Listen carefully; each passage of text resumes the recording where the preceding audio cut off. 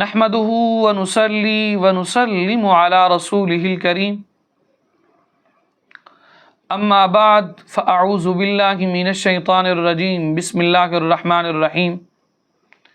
قال الله تبارك وتعالى في القرآن المجيد ويسألونك عن الروح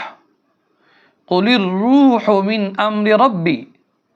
وما اوتيتم من العلم الا قليلا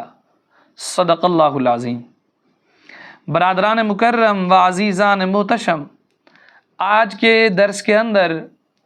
ہماری گفتگو کا عنوان ہے موبائل فون میں رنگ ٹون کی جگہ تلاوت، اذان، درود یا نعت شریف کو فیڈ کرنا کیسا ہے۔ اکثر ہوتا ایسے ہے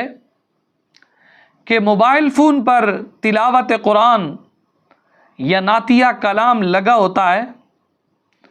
بعض لوگوں نے موبائل کی رنگ ٹون کی جگہ قرآن کی کوئی سورت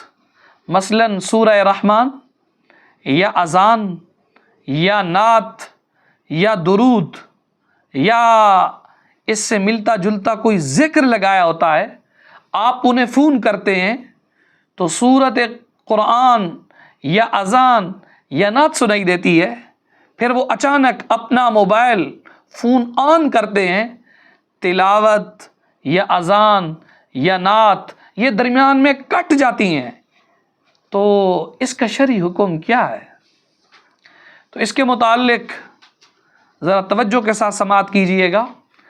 تلاوت قرآن ہو، درود پاک ہو یا نعتیہ کلام کو بطور رنگ ٹون استعمال کرنا خلاف ادب ہے، اس سے بچنا چاہیے۔ اسی طرح بعض لوگ رنگ ٹون کی جگہ اذان یا قرآن کی کسی مقدس سورت مثلا سورہ رحمان کی تلاوت ڈال دیتے ہیں۔ قرآن مجید کی تلاوت سننا یا اذان کے کلمات ثواب کی نیت سے سننا اور درود پاک سننا یقیناً اجر و ثواب کا سبب ہے، لیکن ہمارے نزدیک ان مقدسات کو موبائل فون میں گھنٹی کی جگہ استعمال کرنا یہ خلاف ادب ہے اور اس سے بچنا چاہیے۔ ہاں، اگر موبائل میں قرآن مجید مکمل یا بعض منتخب صورتیں اس لیے ڈالی جائیں کہ فرصت کے وقت ثواب کی نیت سے باوضو تلاوت کی جائے یا تلاوت، اذکار اور درود و نعت کو سننے کی سعادت حاصل کی جائے تو یہ باعث اجر ہے۔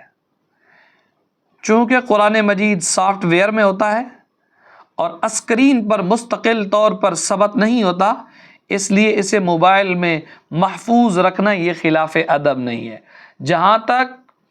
تلاوت قرآن، درود پاک یا نعتیہ کلام کو بطور رنگ ٹون استعمال کیا جاتا ہے، یہ رنگ ٹون کے طور پر استعمال کرنا یہ بالکل خلاف ادب ہے اور اس سے بچنا فرض ہے۔ دعا ہے اللہ کی بارگاہ میں رب تعالی ہمیں عمل کی توفیق عطا فرمائے۔